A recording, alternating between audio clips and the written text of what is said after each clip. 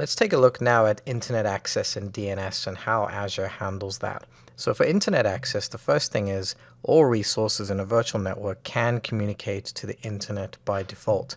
The way this happens is the private IP that they're given is source net address translated to a public IP which Azure selects.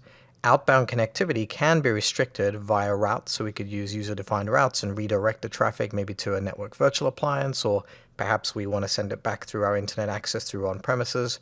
Or we can use traffic filtering, things like network security groups to restrict access. Finally, if we do want inbound connectivity and we can't use source net address translation, so this is someone coming into us directly from the internet, we haven't made a request out, then we do require a public IP address.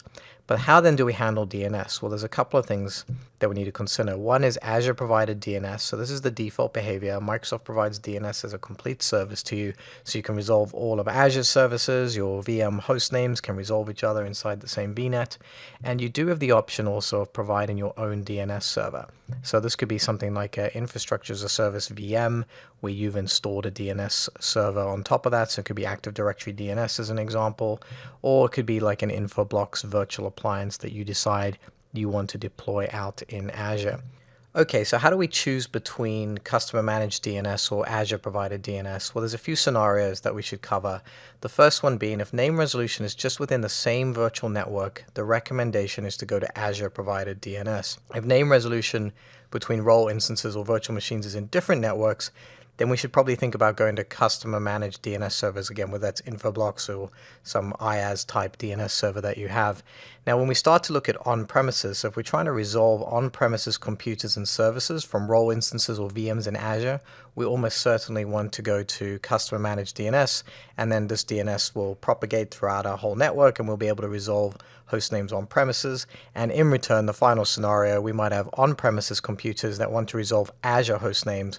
So again, customer managed DNS.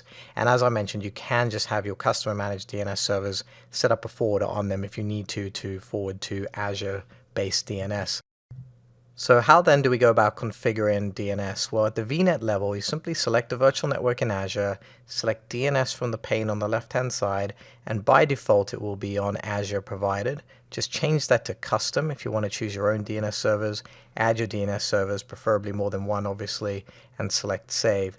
And note this piece here, virtual machines within this virtual network must be restarted to utilize the updated DNS server settings. So keep note of that. If you think things aren't working right, well, it's probably because you haven't restarted the virtual machine.